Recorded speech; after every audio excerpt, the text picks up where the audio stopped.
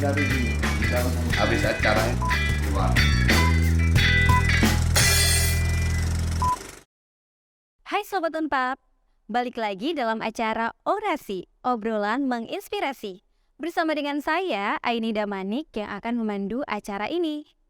Kali ini, saya sudah bersama dengan seorang tokoh yang sangat menginspirasi.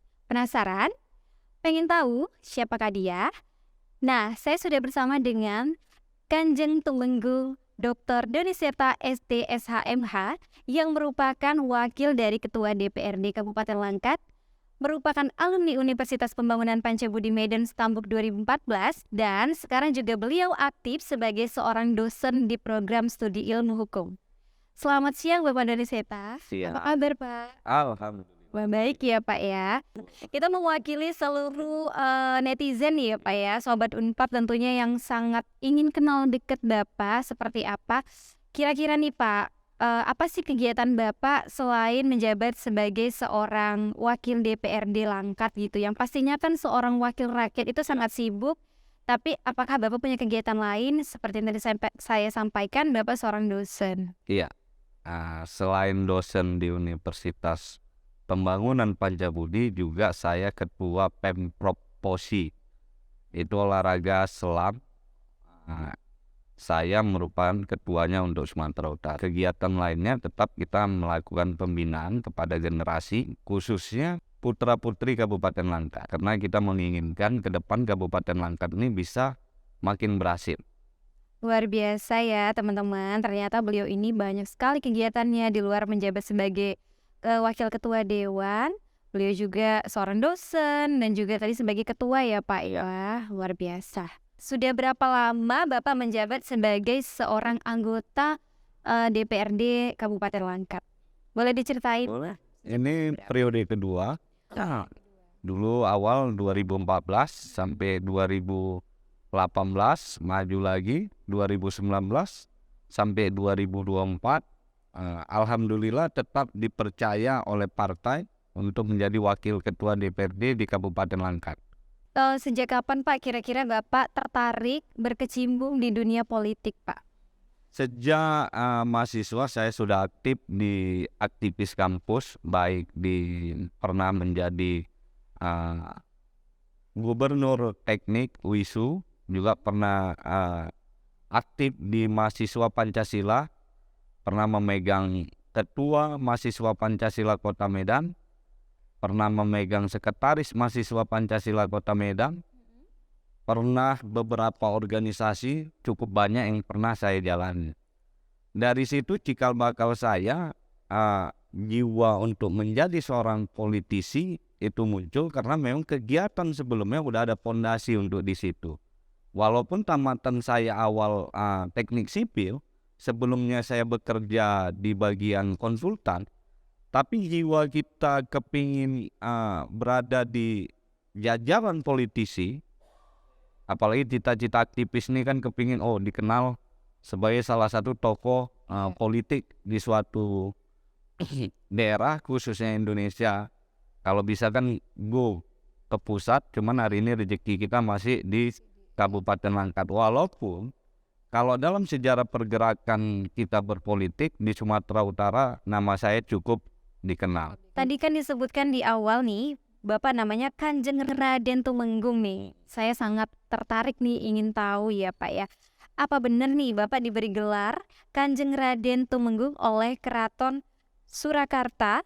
Boleh ceritain Pak sedikit awal mulanya bagaimana Pak? Seorang putra dari Sumatera bisa mendapatkan gelar itu Pak. Awalnya kita menerima surat tersebut juga kita terkejut. Apa kriteria yang dimiliki oleh Keraton Yogyakarta Sehingga menunjuk kita. Bapak.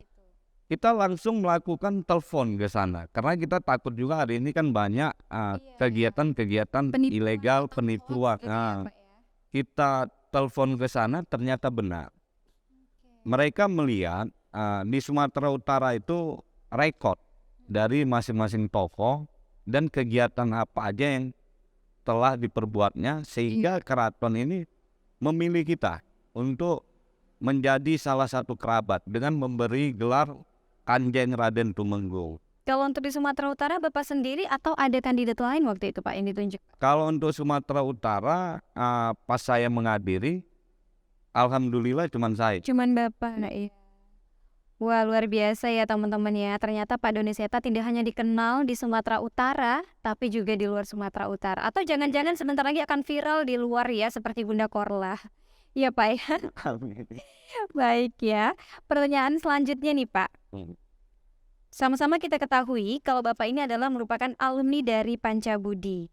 Kenapa pada saat itu Bapak memilih kuliah di Pancabudi? Karena kan Bapak S1-nya itu tidak di Pancabudi nih. Kenapa Bapak bisa milih di Pancabudi dan apakah Bapak direkomendasikan atau tahu sendiri nih tentang Pancabudi, Pak? Sebagai seorang tokoh kita juga kan akan melihat jenjang pendidikan yang kita lewati juga kan kita tidak mau dibilang S2 abal-abal. Benar. Kita melihat salah satu Pancabudi ini merupakan salah satu universitas yang ada di Sumatera Utara yang mempunyai predikat baik. Makanya saya berkeinginan menamatkan kuliah dan masuk di Universitas Pembangunan Pancabudi. Alhamdulillah bisa saya selesaikan. Banyak yang saya lihat dari program S2 kemarin juga memang melakukan kegiatan-kegiatan belajarnya itu untuk jenjang kita lebih membuka pemikiran untuk bisa berperan serta di dalam masing-masing bidang pekerjaan.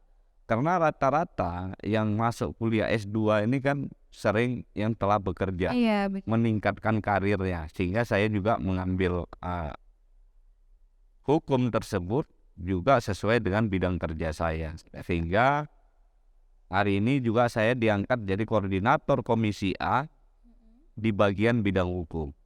Begitu. Berarti artinya Bapak tidak salah memilih Universitas Pembangunan Pancabudi Medan sebagai tempat Bapak untuk menimba ilmu ya, Pak ya. Karena berarti sudah diakui kalau di Pancabudi itu akreditasinya bagus, kemudian kurikulumnya juga pasti sesuai ini Pak ya dengan Bapak ya. Tidak hanya D2 Pak, D2I, duduk-duduk ijazah seperti itu ya Pak. Tapi Ada dapat yang ilmu salah. Pak. Apa itu Pak? STIA, Apa itu STPA Pak? sekolah tidak sarjana ada. Oh, ada ya Pak ya, pasti ya. Apa sih momen-momen yang bikin Bapak kangen nih, pengen balik lagi ke Pancabudi gitu Pak? Ketika kita di S2 ini kan penyusunan tesis. Iya. Di situ kan kita pasti menghadapi bermacam kendala. Yang kita kangeni itu nanti gabung semua nih. Mahasiswa-mahasiswanya nanti mengundang dosen, ngobrol. Nanti bertambah wawasan bukan hanya di bidang tesis kita aja, tapi yang lainnya juga kita mengetahui. Ada yang di bidang kesehatan, ada di bidang pengadilan agama. Jadi wawasan kita juga bertambah, ditambah lagi dosennya juga akrab dan mau memberikan pengetahuan tersebut. Nih Pak, Bapak kan tadi alumni Unpap nih. Kira-kira nih ya Pak, seberapa bangga Bapak menjadi alumni Unpap? Boleh diceritakan seberapa bangganya? Kalau hari ini saya cukup bangga karena asal ditanya pasti saya jawab. Alumni S2 mana Universitas Pancabudi? Kenapa kita bangga? Karena masyarakat juga tahu di Universitas Pancabudi pasti kuliah, pasti dituntut untuk belajar. Bukan kita nggak datang tiba-tiba nilai kita ada. Kita memang dituntut untuk layak atau tidak mendapatkan nilai tersebut. Makanya saya bangga. Karena banyak juga, mohon maaf, ada universitas-universitas ketika kita sebutkan ada bahasa miring di situ. Benar-benar Pak. Dari sekian banyaknya pengalaman hidup Bapak nih, sampai Bapak ada di sini bersama dengan kita tentunya sudah dikenal banyak orang. Kira-kira nih Pak, Bapak ingin dikenal sebagai sosok apa nantinya Pak? Kalau sekarang kan mungkin Pak Doni Seta nih adalah seorang anggota dewan, seorang dosen, seorang ketua di berbagai organisasi dan sebagainya. Kira-kira nanti di hari yang ingin santai-santainya pengen dikenal sebagai apa Pak? Pada intinya kita semua pada akhirnya kepingin nama kita tuh dikenal dengan sosok, oh dia itu baik, oh dia itu welcome. Yang dari bahaya dalam hidup kita di hari tua itu, ketika kita disebut nama kita maka yang keluar adalah bahasa yang tidak baik. Contoh misalnya kita menjabat nih, yang nama jabatan ini kan titipan Allah. Ketika kita tidak lagi berada di situ, orang bilang, itu nggak bagus tuh, betul dia nggak lagi menjabat di DPR ini. Tapi bagaimana ke depan, mau dimanapun kita, baik dikenal di bagian olahraga, mau akademisi, mau politisi, tapi orang merindukan nama kita tuh, oh Pak Doni gimana? Itu orangnya baik. Jadi saya menginginkan saya dikenal itu dengan kenalan yang positif. Makanya dari sekarang saya menanamkan kepada diri saya, jabatan wakil ketua DPR ini cuman titipan. Benar sekali Pak, artinya kita ini hidup di dunia ini berdampingan ya Pak ya. Nah kalau bisa kita nanti selalu dikenal orang itu yang baik-baiknya, walaupun pasti manusia tidak ada yang sempurna, tapi bagaimana cara kita bisa memanusiakan manusia, bisa Dan berbuat lebih berusaha untuk memperbaiki diri kita. Tadi kan kita sudah mengenal sosok Bapak nih, lumayan banyak nih yang Bapak ceritakan. Kira-kira nih Pak, apa tips khusus dari Bapak agar bisa menjadi sukses yang bisa diikuti sama sobat Unpap semua ataupun masyarakat yang nantinya akan melihat dan mendengarkan video kita ini Pak? Terima kasih. Ini sebetulnya perlu memang adik-adik mahasiswa ke depannya harus percaya diri. Jangan berpikir karena misalnya dia dari keluarga tidak mampu, dia bakal ke depannya tidak jadi orang. Yang pertama, kalau saya usaha, habis usaha baru doa. Maksimal dulu yang kita kerjakan, masalah hasil urusan yang Maha Kuasa. Benar. Jangan kita sikit-sikit tidak percaya diri, seakan-akan juga kita tidak percaya Allah akan membantu kita. Yang kedua, prinsip saya memegang tekad itu mau, berani, pintar. Kalau mau, berani, nggak pintar akan jadi suruhan orang. Mau, pintar, nggak berani, tidak akan berani tampil di depan, tidak akan berani menunjukkan kualitas diri kita. Jadi tiga ini harus dipegang sehingga kita ini punya tekad untuk bisa berhasil ke depannya. Kenapa saya bilang seperti ini? Saya juga bukan dari keluarga yang luar biasa. Saya merintis, berbuat, hari ini dikasih Allah kedudukan yang cukup menggembirakan dan menjadi kebanggaan keluarga. Saya harap adik-adik tidak dengan keadaan hari ini tidak pesimis untuk menghadapi masa depan. Banyak kok tokoh-tokoh dari keluarga tidak mampu menjadi mampu. Yang penting intinya agama diperkuat dengan usaha. Itu tips dari saya. Benar Pak Doni Seta. Jadi jangan pernah malu kita dilahirkan dari keluarga yang tidak mampu, karena kita diberikan waktu 1 hari 24 jam yang sama ya Pak ya. Bapak punya 24 jam yang sama, saya juga punya waktu yang sama. Tapi kenapa beliau bisa sukses, kenapa kita tidak? Jadi jadikanlah motivasi yang disampaikan oleh beliau tadi bisa menginspirasi teman-teman semuanya. Buat teman-teman yang merasa saya kurang mampu, masih banyak program-program beasiswa. Teman-teman bisa juga mengunjungi Pancabudi Pak, karena di Pancabudi itu banyak sekali sebenarnya program beasiswa yang mendukung mahasiswa yang kurang tidak mampu untuk bisa melanjutkan kuliah. Jadi selagi masih ada usaha pasti ada jalan, benar ya Pak ya?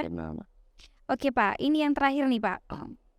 Apa nih Pak kira-kira pesan-pesan Bapak, baik itu Bapak dipandang dari sebagai sosok tokoh masyarakat ataupun dosen ataupun juga alumni, kira-kira pesan-pesannya apa yang nantinya bisa berkesan untuk mahasiswa ataupun calon mahasiswa bisa berkuliah di Pancabudi? Yang pertama, pesan saya hari ini bahwa dunia hari ini berpacu untuk update, baik di bidang teknologi, pendidikan, juga di bidang lainnya. Kita mengharapkan seluruh putra-putri bangsa Indonesia hari ini juga berpikir secara update.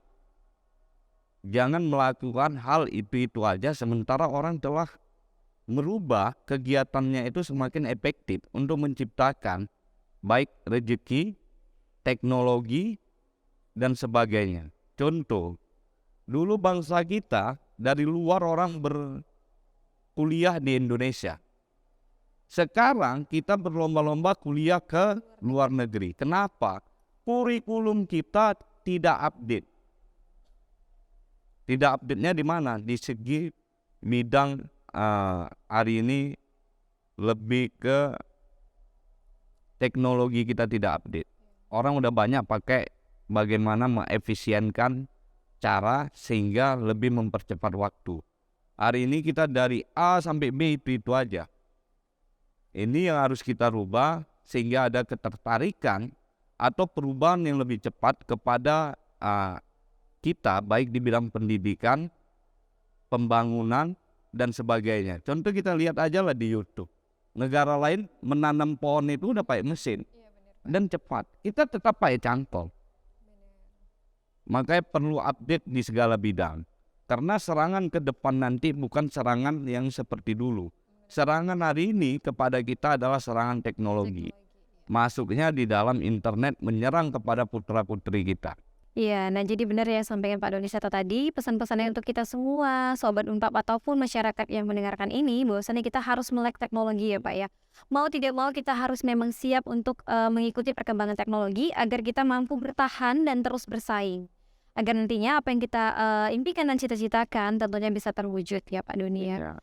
Dan gak terasa Pak Doni, rasanya kalau ngobrol sama Bapak ini ingin sampai 1 harian ya teman-teman ya, karena banyak sekali ilmu yang kami dapati dari orasi ini tadi, obrolan yang sangat menginspirasi.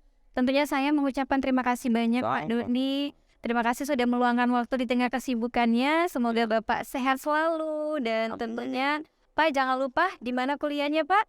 Ayo kuliah di Universitas Pembangunan Pancabudi.